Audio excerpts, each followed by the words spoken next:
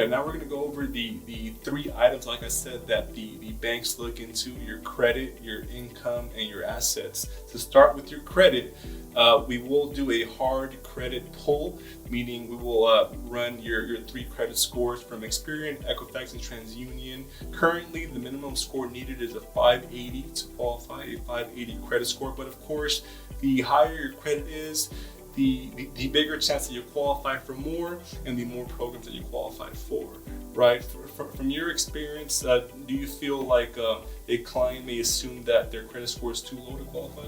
Oh, I mean, some clients, definitely. Yeah. Some clients think that their credit's too low, but then you have other clients that think they have great credit and they're ready to go, and they sit down with you or someone else and determine they're not ready and they have to work with, credit repair expert. So that's another reason you want to do this first, because you might have to do something like that, like pay down a debt or some debt, save a little bit more, or work with a credit repair person to get your credit where it needs to be to even qualify. Because you can have the income, you can have the employment, but you might not have the credit. So again, you sit down, you put your plan of action together. Step number 2, take a look at your income with your tax returns, your W-2 forms, and pay stubs. And this is to look into your source of income, your employment history, and how consistent your income is. So every scenario is different. You can be self-employed, you can have a big business, a small business, you're a W-2 on salary. We take a look at if you receive a bonus, hourly wage, things like that, that may either help you or may hurt the amount that you qualify for, right? Cool. And the third step is your assets. So where are the funds for your down payment and closing costs coming from? These can come from your savings account, your checking account, retirement account, or it can even be a gift from a relative.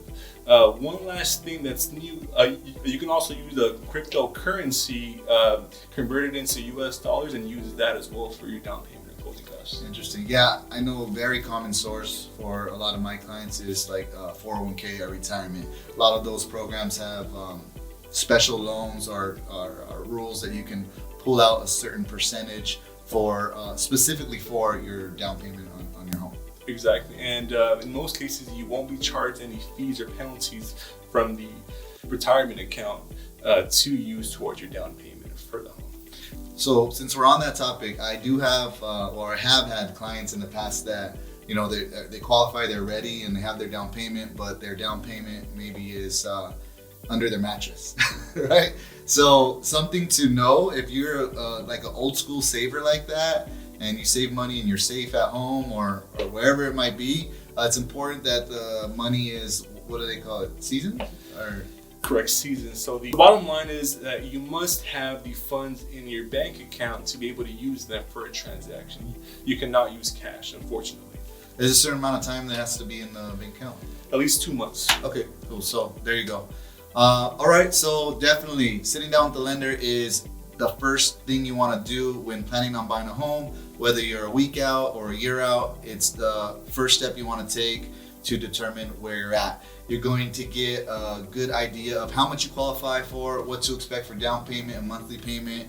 And to do so, all you got to do is contact a lender like Bryan and get the documents that we posted. But basically, they're going to check your credit, check your income, and check that you have money for your down payment, correct? Yeah. Sounds good. As easy as 1, 2, 3. All right, there you go. And then you'll be issued a pre-approval letter. That just means that you've been pre-approved by a lender and you can now start shopping for your new home. If you have any questions or concerns about this topic, getting pre-approved, or you want to see where you stand, feel free to reach out to Bryan or myself. We're going to put his contact information here on the video, and you guys know how to get a hold of me. So Bryan, thanks for doing the video with me. Thank you for having me. And everybody, I hope this information was useful. Please share it with somebody it might be useful to, and leave a comment on other videos I might be able to do that can be beneficial to you as a home buyer or seller. Make sure to like and subscribe down below.